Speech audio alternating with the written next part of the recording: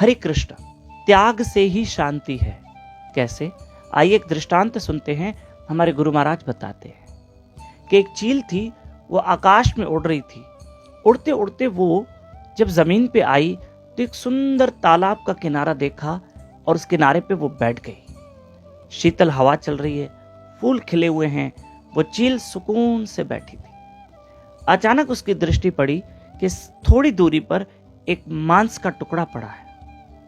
चील उड़ी और उस मांस के टुकड़े को नोचने लगी। आकाश में और बहुत सारी चीलें उड़ रही थी, उनकी नजर भी मांस के टुकड़े में पड़ी और वो सारी चीलें नीचे आई और उस टुकड़े को नोचने लगी।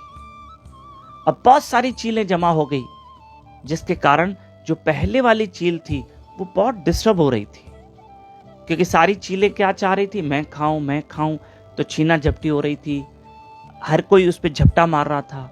तो पहली वाली चील थी ना, वो बहुत डिस्टर्ब हो गई, इरिटेट हो गई, परेशान हो गई।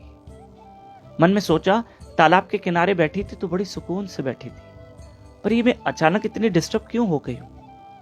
इस मांस के टुकड़े की वजह से। क्यों ना मैं इस मांस के टुकड़े को छोड़ दूं और जाके फिर से तालाब किनारे बैठ जाऊं।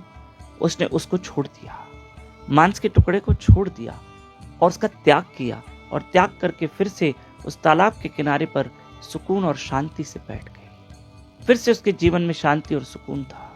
क्यों? क्योंकि उसने त्याग किया। जीवन की कुछ चीजें ऐसी होती है जो त्यागनी होती है, और उस त्याग से ही हमें शांति मिलती है। जीवन में कुछ चीजें ऐसी होती है जिसके त्यागने से हमको शांति मिलती है। जैसे गिद्ध ने, उस चील ने जो उस मांस के टुकड़े को छोड़ा, तब जाके उसको सुकून और शांति मिली। जैसे एक व्यक्ति ने मुझे बताया कि उसने सेकंड हैंड कार खरीदी 2-2.5 लाख रुपए में। कार 2-3 महीने तक तो ठीक चली, फिर खर्चे पे खर्चे हो रहे हैं। अब मैं क्या करूं? व्यक्ति कह रहा है, बहुत डिस्टर्ब हो गया, रास्ते में कभी खड़ी हो गई, कभी पंक्चर हो रहा है, कभी ये हो रहा है। अंत में उसने क्या किया? कार ही बेच दी, 20-25-50 हजार नुकसान करके। शांति, सुकून। कुछ चीजें जीवन की ऐसी होती है जिसके त्यागने से हमको शांति मिलती है। हरे कृष्ण।